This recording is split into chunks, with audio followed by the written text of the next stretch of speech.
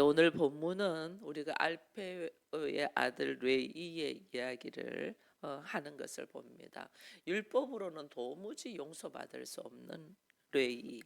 왜냐하면 세간에 앉아 있는 세리잖아요.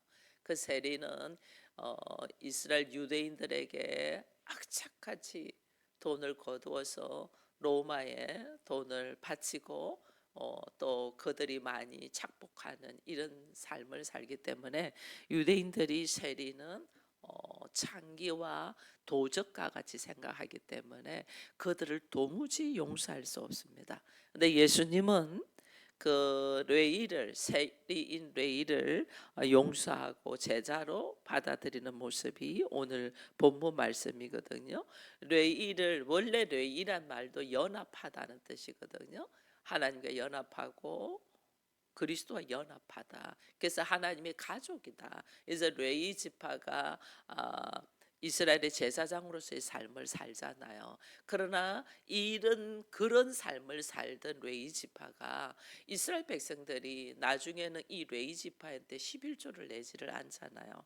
그들이 살지를 못해. 어려움을 당해. 먹고 살지를 못해. 그래서 세상적으로 나가서 그들이 세상적으로 나가서 한 것이 뭐냐면 세리예요. 돈을 악착같이 거두들. 너희들이 그렇게 해서 난 너희들에게 악착같이 거둬들일 거예요. 세리를 하는 거예요. 그러니까 이들이 어떻게 돼요? 원래의 하나님과 연합하고, 원래는 하나님이 사랑, 이웃 사랑이잖아요. 하나님과 연합하고 이스라엘 민족들을 위하여 죄사함과 함께 연합의 일을 해야 될 이 레위가 그런 일을 하지를 않고 있는 거죠. 그러니까 사람들은 그들을 미워하고 막 미워해도 완전 그들에게는 뭐 눈길조차도 주지 않던 사람이에요. 근데 예수님이 그 레위를 보고 하나님은 어떻게 하냐? 부르시는데 그의 이름을 뭐라 부르자면 마태라고 불러져요. 마태는 하나님의 선물이라는 뜻이거든요. 마태, 너는 하나님의 선물이야. 이 마태라는 이름을 불러주면서 레이를 부르는 거예요. 이 사실은 레이는 이 세무공무원이었잖아요. 세무공무원이라면 이거는 공부를 좀 한 사람만이 할 수 있는 일이에요. 왜냐하면 계산이 밝아야 되고 또 언어가 돼야 돼요. 유대인들이 아람어만 사용했는데 이들이 헬라어도 써야 되거든요. 왜냐하면 로마 사람들하고도 통해야 되니까. 그러니까 이 계산이 되고 머리가 있는 사람이 공부를 하면서 언어도 되었던 거죠. 이 공부한 사람들이에요. 그러나 이들을 아무리 공부를 하고 아무리 그들이 똑똑하다고 할지라도 유대인들에게는 자기들의 돈을 착복해 가는 자이기 때문에 도무지 용납이 되지 않아요. 그래서 그들에게는 속담이 있을 정도예요. 산에 가면 사자가 있고 동네에 가면 세리가 있다. 우리를 죽인다는 거죠. 산에 가면 사자가 우리를 죽이고 마을에서 삶 속에서는 세리들이 우리를 죽인다. 그래서 속담이 있을 정도로 이 세리를 너무너무 싫어했어요. 그런데 오늘 예수님이 지나가다가 세간에 앉아있는 세리 마태를 바라봐요. 바라보면서 예수님이 어떻게 대하냐. 그게 14절에 보니까 지나가시다가 알페의 아들 레이가 세간에 앉아있는 걸 보시고 그에게 이르시되 뭐라고 해요? 나를 따르라. 나를 따르라. 비록 그가 지금 세간에 앉아서 사람들에게 손가락질을 당하는 세리의 역할을 하고 있을지라도 예수님은 그가 나중에 위대한 복음의 증거자가 될 것을 보고 미래의 가능성을 보고 부르는 거야. 여러분 알죠? 마태가 유대인들에게 손가락질을 당하고 실제로는 세리로서의 그를 죽이려고 덤벼드는 그 유대인들에게 마태라는 이름을 가지고 마태복음은 누구에게 복음을 전하는 거예요? 유대인들에게 복음을 전하는 자가 돼요. 내가 유대인들에게 멸시를 당하고 무시를 당하고 내가 숨어 지낼 수밖에 없는 입장에 있는 나를 예수님은 그를 불러서 오히려 유대인들에게 복음을 전하는 자로 예수님이 세우신단 말이에요. 이게 뭐냐면 우리는 지금 그 사람이 처해져 있는 상황, 그의 행동, 그의 과거에 있었던 일을 가지고 비판을 합니다. 그렇게 합니다. 근데 예수님은 앞으로 그가 어떻게 될 것을 바라보고 미래를 바라보고 그를에게 나를 따라라 하거든요. 그래서 우리가 그리스도인들은 이게 육체의 눈으로 보는 것으로만 보면 안 돼요. 그거는 믿지 않는 사람들이 다 그렇게 봐요. 그리스도인은 그를 볼 때 지금 현재의 모습은 너무너무 부족하고 연약하고 못났고 미련하고 어리석은 자야. 지금의 모습은 왜? 지금의 모습은 과거의 결과가 지금이잖아요. 그죠? 과거에 예수님 알기 전에 과거에 나의 삶이 개인주의고 이기주의고 자기 중심적이고 자기밖에 몰랐던 삶을 살았기 때문에 현재의 내 모습이 지금 이런 거예요. 그러나 내가 이제 예수를 알고 복음의 말씀을 듣고 내가 이제는 주 안에서 나를 내려놓고 말씀대로 걸어가는 자는 미래에 내가 어떻게 될 것인가가 상상이 되고 기대가 되는 거예요. 그렇게 돼. 예수님은 사람의 현재의 모습은 과거의 결과이기 때문에 이거는 예수 알기 전에 있었던 결과이기 때문에 이거 중요시하지 않아요. 근데 세상 사람들은 이걸 중요시하죠. 지금 너 직업이 뭐니? 어느 학교 나오니? 뭐가 어떻니? 어디에 사니? 뭐 이런 거잖아요. 근데 예수님은 그러지 않아요. 네가 예수 믿기 전에는 어떤 모습으로 살았든 간에 오늘 현재의 이 모습밖에 안 되지만은 지금부터 예수를 알고 복음을 받아들이고 말씀 안으로 들어올 때에 너의 미래는 어떻게 될 것인가를 보고 사람을 부르는 거예요. 이게 하나님의 사람과 세상 사람들의 차이점이에요. 지금 현재는 너무 사람들한테 손가락질 당하는 사잖아요. 근데 그 뇌일을 예수님이 나를 따르라 부르시면서 그에게 복음의 말씀을 먹이고 너는 하나님의 선물이라는 마태라는 새로운 이름을 주시면서 그가 앞으로 어떻게 걸어갈 것을 알고 가능성을 보고 주님은 부르는 거예요. 우리 모두 마찬가지예요. 우리가 얼마나 처음에 교회를 나올 때는 자기 입장으로밖에 생각하지 못하는 오합지졸이었는지 몰랐어요. 모든 걸 자기 입장, 자기 환경. 우리가 큐티할 때 보면 다 자기 입장으로 생각하니까 이거는 이렇고 저거는 저렇고 저건 저렇고 하고 억울함에 서러움에 눈물을 많이 흘렸잖아요. 근데 그런 나를 하나님이 부르셔서 말씀 속으로 들어오면서 나의 모습에 부족한 점, 연약한 점, 어리석음 점을 내려놓으면서 말씀으로 우리가 세워져 가니까 점점 우리는 어떤 사람 되냐면 나만을 위한 기도가 아니고 또 나를 넘어서 가족들을 위하여 이웃을 위하여 중보하는 자가 되잖아요. 달라진다니까요. 가능성을 보고. 그래서 여러분들을 향하여 10년, 20년 뒤에 여러분들의 모습이 기대가 된다는 말들을 제가 하였거든요. 여러분들의 인생의 모습이 어떻게 변할 건가? 정말 주 안에 있으면, 예수 안에 있으면 우리는 변할 수밖에 없어요. 왜? 가치관이 변하니까. 내가 엄청 중요하다고 생각하고 지고 있던 것이 너무너무 어리석고 미련하다는 것을 깨달아 가니까 나의 가치관이 달라지고 나의 자아가 달라지고 나의 세계관이 달라지니까 살아가는 걸음이 다르잖아요. 점점 다르잖아요. 우리 주님은 그런 나를 발견하고 부르신단 말이야. 따라오게 한단 말이에요. 여러분, 예수님은 베드로도 마찬가지잖아요. 예수님이 요한복음에 보면 베드로에게 요한의 아들 시몬이거든요. 안드레가 베드로를 데리고 와요. 데리고 오는데 예수님이 그 베드로를 딱 보는 순간에 요한의 아들 시몬아 그렇게 불러요. 네가 앞으로는 장차 게바가 될 거다 이렇게 해요. 알잖아요. 베드로 시몬이라는 것은 갈대라는 뜻이거든요. 흔들린다는 거거든요. 성격은 확 지르는 성격인데 갈대야 마음이. 그가 개바 반석이 될 거다. 예수님이 그 미래를 보고 딱 말씀을 하시는 거예요. 우리는 사람을 볼 때 그래야 돼요. 사람을 볼 때 그 사람의 현재의 모습을 보고 판단하면 안 돼요. 그 사람의 현재의 모습은 예수를 제대로 알지 못하고 말씀을 알기 전에 내가 수고하고 노력했던 결과이기 때문에 그거는 모든 사람이 다 죄인의 모습이에요. 모든 사람이 똑같아요. 나도 예수 알기 전에는 똑같아. 나 나름대로 열심히 잘한다고 했지만은 율법적이었잖아요. 자기 안에서 판단하고 그렇게 했잖아요. 그러나 예수를 알고 보니 아버지의 마음에 딱 들어오고 보니 나를 내려놓고 사람을 살리려고 행동을 하잖아요. 저 사람 안에 예수만 들어가면 참 괜찮은 사람이 되겠어. 사람을 살리려고 하죠.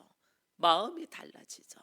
그래서 오늘 우리는 현재의 모습을 보고 우리는 살면 안 되고 그가 예수를 만나고 말씀 안으로 들어올 때에 어떻게 변화될 것인가 미래를 바라볼 수 있는 눈이 있어야 돼요. 이게 영적인 눈이 열린 거예요.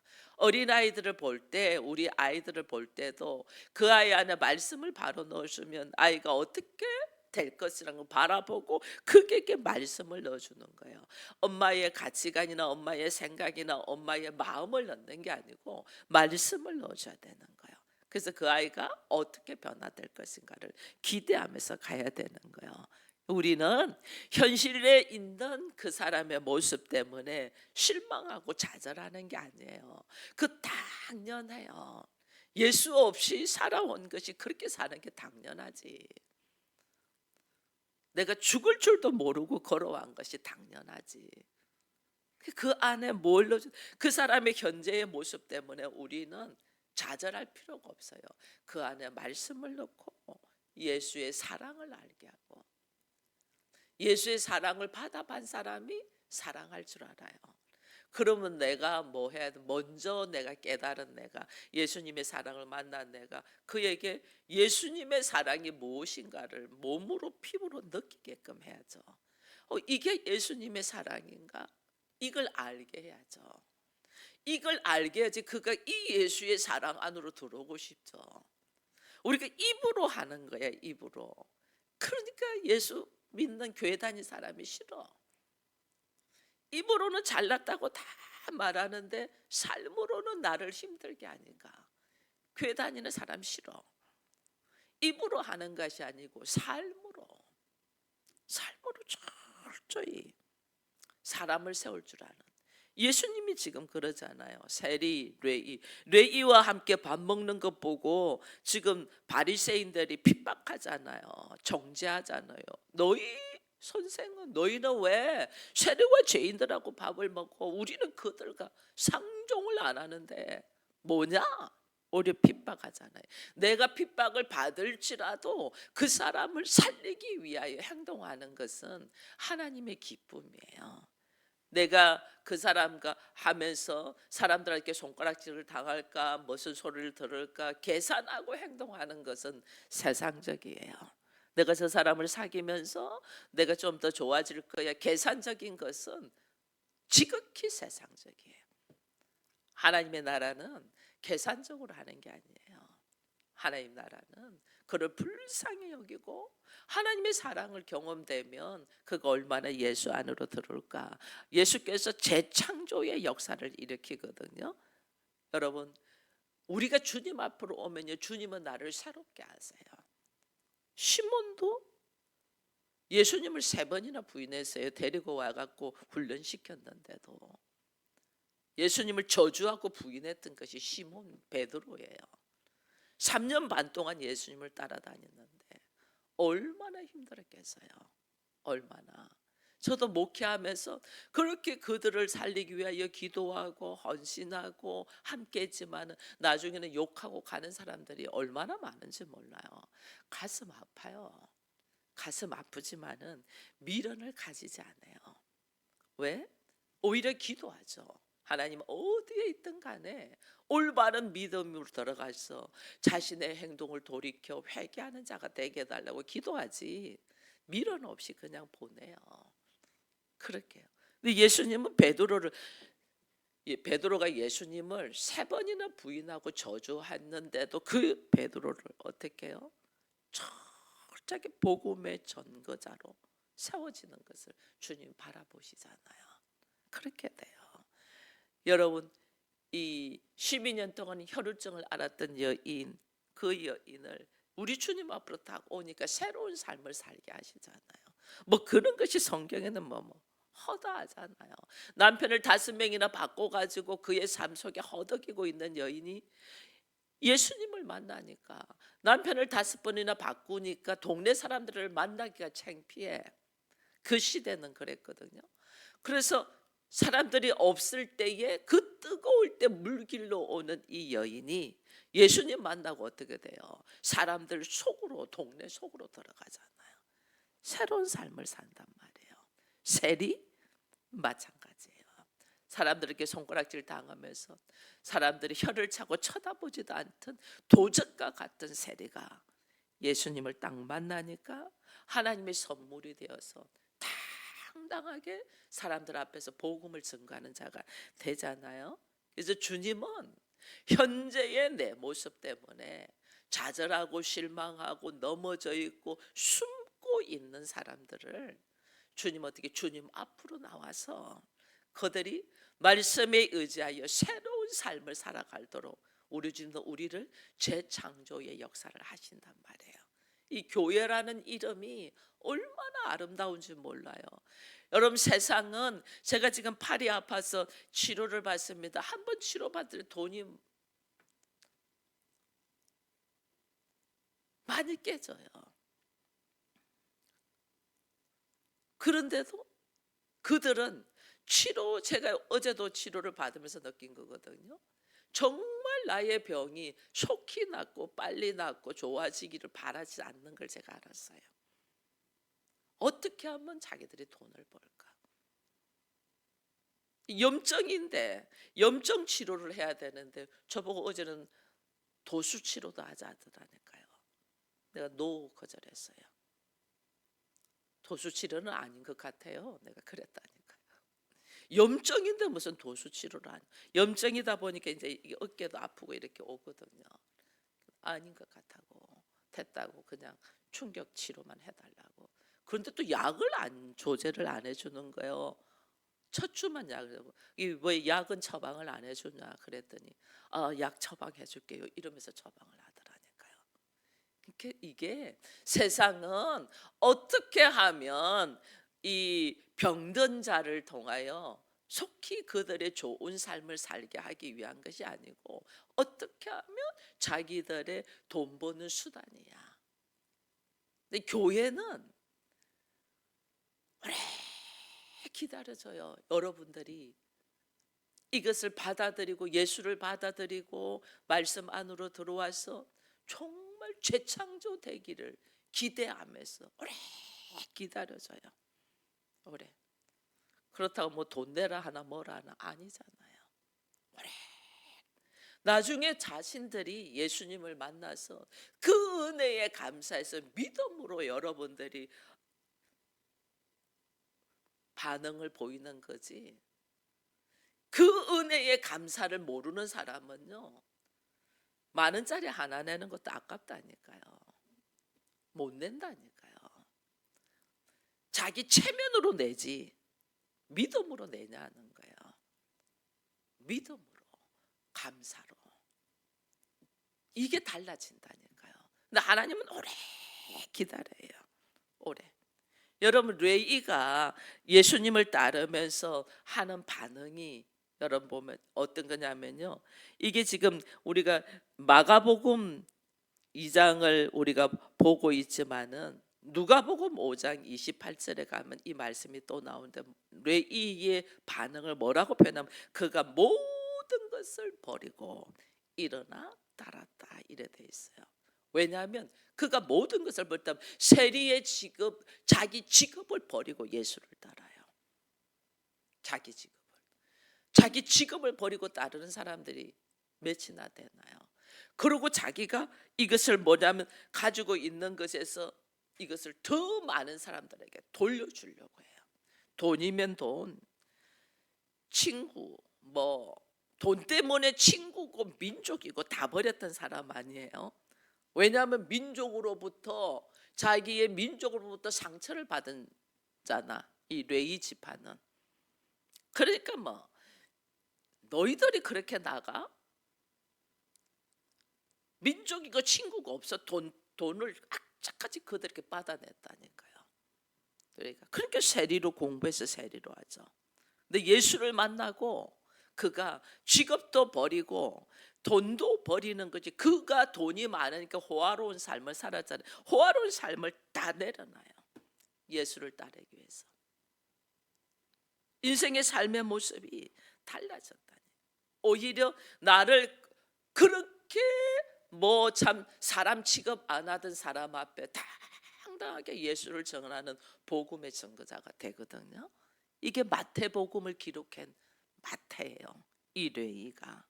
그러니 우리가 하나님 앞에 오늘 우리 주님이 그러시고 이야기합니다. 17절에 보면 나는 의인을 부르러 온 것이 아니고 죄인을 부르러 왔다. 예수님은 모든 사람이 죄인이라는 거예요. 로마서에 가면 의인은 없나니 하나도 없다고 그랬잖아요. 우리 모두 죄인이야. 그러니까 우리 모두 예수님이 필요하신 분. 우리 모두 예수가 아니고는 내 인생의 삶이 새롭게 될 수 없는 사람이에요. 근데 바리새인들은 스스로 의인인 척하니까 자기들의 지식과 상식과 전통과 다르게 행동하는 사람을 정죄하잖아요. 누군가를 정죄한다. 내가 옳다는 거죠. 그러니까 정죄하는 거예요. 그 사람의 행동이 못마땅하다. 난 너보다 나아, 그 뜻이에요.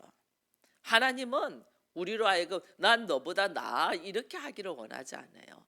네가 그보다 낫다는 증거를 나에게 보이라요. 그게 뭐냐면 섬기는 자예요. 네가 그보다 낫다는 증거는 그를 사랑으로 섬기는 자가 그보다 나은 거예요.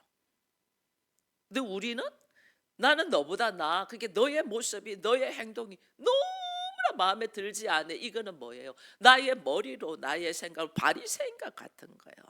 너 왜 그렇게 행동해? 이렇게 되는 거거든. 정말 내가 그보다 나은 거는 뭐냐면 그의 발을 씻어주는 자가 그보다 나은 사람이에요. 정말 별 볼 일 없고 정말 답답하고 미련하고 어리석고 자기 안에 갇혀 있는 자를 어떻게 해줘야 되는 게 미워하는 것이 아니에요. 그 때문에 몸부림치면서 힘들어하는 것이 아니에요. 오히려 그를 어떻게 의사의 눈으로 그를 용서하고 안아주고 섬겨주는 자가 그보다 나은 자예요. 스스로 네가 높다고 하냐? 그럼 어떻게 하냐면 낮은 자로 가라. 주님이 그랬잖아요. 하나님을 만나지 못한 그 사람이 불쌍해야지. 불쌍해야지. 우리를 주님이 불쌍히 여기잖아요. 저는 한 번씩 어떤 화면을 보든지 이런 사람을 볼 때 막 못 보고 막 이렇게 눈을 돌리는 것이 있어요. 그게 뭐냐면 부모를 잃어버리고 누구의 보호도 받지 못하는 어린아이들을 볼 때 막 이게 찢어져. 누군가의 돌봄이 없으면 그의 인생이 어떻게 될 것이라고 뻔히 아니까. 누군가의 돌봄. 이게 막 칼로 베는 것 같아 이렇게. 그래서 저는 핸드폰으로요 갓난 애들 누워 있고 이러면 애들 엄청 이쁘잖아요. 근데 누군가의 돌봄도 없이 있는 아이들을 못 봐요. 너무 아파요. 근데 그것이 저는 그래서 제가 한번 기도를 해서 하나님 왜 저는 이런 것을 보기가 힘들고 가슴이 아픕니까? 그랬더니요. 예수께서 우리를 바라보는 모습이라는 거예요. 예수께서 우리가 부모 없는 목자 없는 양이야. 우리가 부모가 누군가의 돌봄이 없이는 내가 어떻게 강도 맞은 자잖아요. 강도 맞아서 죽어가고 있는 게 거반 죽어가고 있는 자. 거반 죽어가고 있는 나야. 누군가의 도움이 없이는. 그 도움이 누구예요? 그분이 예수 그리스도라는 거예요. 성경은 계속 그걸 말씀하시거든요. 예수가 없으면 나는 거반 죽어가는 자야. 그래서 예수님이 자신이 찢어지듯 아픔을 느끼면서 우리를 살리기 위하여 십자가에서 죽으시는 거예요. 우리 모두 마찬가지인 거예요. 거반 죽어가는 자야. 너무너무 안타까워. 거반 죽어가는 이 사람들 앞에 이 생명의 말씀인 양식을 먹이지 않으면 이들이 어떻게 숨이 끊어질 것 같으니 제가 몸이 만신창이가 돼도 새벽을 깨우면 이 단에 서는 거예요. 여러분들 거반 죽어가고 있어.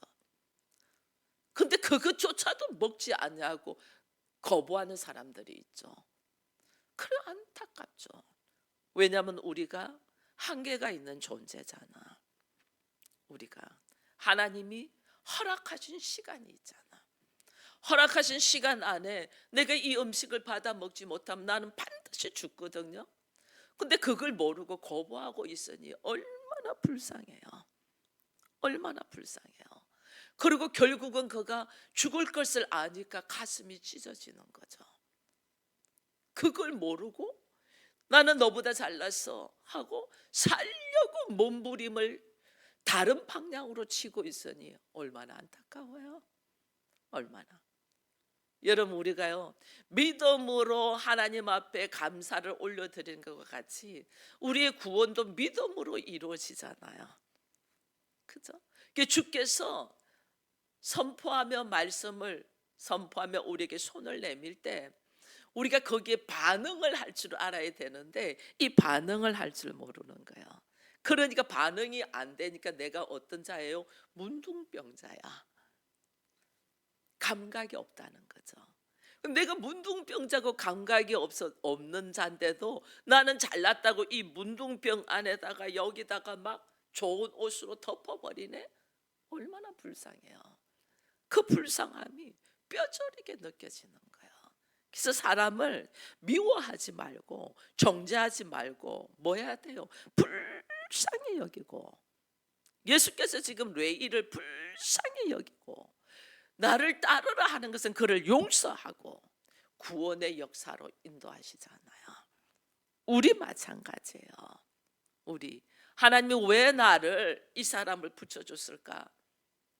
도무지 내가 아니면 들을 기도 없을 뿐더러 도무지 내가 아니면 그가 용서가 뭔지 사랑이 뭔지 구원이 뭔지 예수가 뭔지 알지 못하는 사람이기 때문에 하나님이 나를 붙여주시는 거예요. 달라도 너무 다른 우리인데 하나님이 왜 붙여줬냐? 너무너무 감사한 거는요, 달라도 너무 다른 난데 서로인데 이상할 만치 나를 사랑하고 아껴줘요. 자기 방식으로. 내가 어떤 모습을 해도 화는 낼지라도 어떻게 해요? 따라올 수 있도록 하나님이 해놓으신 거예요. 그거는 뭐냐요? 나를 통하여 그에게 예수의 사랑을 알게 하라는 거예요. 정죄하고 미워하라는 것이 아니에요. 사랑을 주라. 그 사랑이 뭐냐? 철저히 내가 섬기는 사랑이에요. 섬겨야죠. 왜 위에 있으려고 해? 가르치려고 해. 가르치는 거는 주께서 가르치는 권세를 준 사람만이 가르칠 수 있어요. 우리는 병을 고치는 자야. 병을. 말씀을 가르치는 거는 주께서 하나님의 사역에서 권세를 준 자만이 할 수 있어요. 나는 병을 고치라고, 귀신 들리고 병 들린 자를 고치라고 보내잖아요. 그들이 그래서 어떻게 그걸로 통해서 복음이 전파되도록 그러거든요. 그럼 나는 어떻게 해요? 철저히 몸으로 섬기면서 사랑하면서. 이게 어떻게 나 같은 사람에게 본인이 받는 사람이 느끼는, 어떻게 나 같은 사람한테 이렇게까지 해주나? 그게 예수의 사랑이라는 걸 말해줄 수 있어야 돼요. 다 같이 부족한데 나 같은 사람한테 어떻게 당신이 왔지? 예수의 사랑이다. 그게 예수의 사랑. 그걸 알아야 된단 말이에요. 예수의 사랑. 그걸 몸으로 철저하게 알게 해줘야 되는 거예요. 그 자기들의 입으로 어떻게 나 같은 사람한테 당신이 이렇게까지 해줄 수 있습니까? 라는 질문이 나올 때까지 나는 어떻게 섬겨야 돼요? 사랑으로. 그때 그 질문이 나올 때 내가 얼마나 수고했는 줄 알아? 이게 아니에요. 이게 예수의 사랑이다. 그 말을, 그 삶을 살도록 주님이 우리를 부르셨다니까요. 여러분, 그런즉 여러분, 우리가 해야 될 것이, 말도 안 되는 소리를 막 하잖아요. 상대가 막 한 대 탁 패고 싶을 만큼 말을 안 듣잖아요. 그때 우리는 해야 되는 게 있어요. 나는 한 대 패고 싶어, 내 마음은. 근데 예수의 사랑은 그를 안아주라 해요. 그래서 제가 잘 안아주잖아요. 예수의 사랑은 말도 안 되게 말한 사람을 뭐하냐? 그냥 탁 안아줘.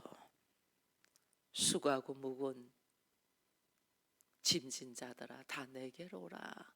우리 주님은 내 안에는 뭐예요? 쉬게 하리라. 너희를 쉬게 하리라 했잖아요. 그러니까 어떻게 막 꼴보기 싫은 사람을, 세상은 꼴보기 싫은 사람을 안 봐. 하나님의 사람은 꼴보기 싫은 사람을 어떻게 더 안아줘. 지치고 힘든 인생, 얼마나 지치고 힘들겠어요. 예수님도 없이 보호자도 없이 혼자서 살려고 몸부림치니까 얼마나 지치고 힘들겠어요. 그를 어떻게 안아줘. 그리스도의 마음으로 품어. 누군가가 나를 거절하고 누군가가 예수를 거절할 때 입으로 말하면 거절해요. 품어. 회개하고 돌아올 때까지 품어. 안아줘. 우리 서울 기쁨의 교회 성도들은 예수님이 나를 품고 안아주고 용서하신 것처럼 우리도 누군가를 품고 기다려주고 용서하는 그리스도의 심장을 가지는 우리가 되기를 축원드립니다. 기도하겠습니다. 하나님 감사합니다. 오늘도 너무나 부족한 레이를 주께서 부르셔서 그를 용서하시고 오히려 마태라는 이름을 주셔서 나를 죽이고자 덤벼드는 유대인들에게 복음을 증거하는 증인의 삶을 살도록 세우심을 감사합니다. 나 또한 도무지 하나님의 사람으로 설 수 없는 나였는데 주께서 사랑으로 품으셔서 오늘 이 말씀 안에 있게 하시고 하나님의 사랑을 증거할 수 있는 하나님의 아들로 하나님의 딸로 세워주심을 감사합니다. 우리가 할 수 있는 것은 받은 은혜대로 받은 사랑을 나누고 베푸는 것입니다. 철저히 섬길 수 있는 우리가 되게 하시고 나에게 허락하신 사람들에게 나에게 주신 말씀을 다 전하기까지 그들을 섬기며 사랑하며 품어주며 안아주는 우리가 되어서 우리 모두 하나님의 나라를 누리게 하여 주옵소서. 예수님의 이름으로 기도합니다. 아멘.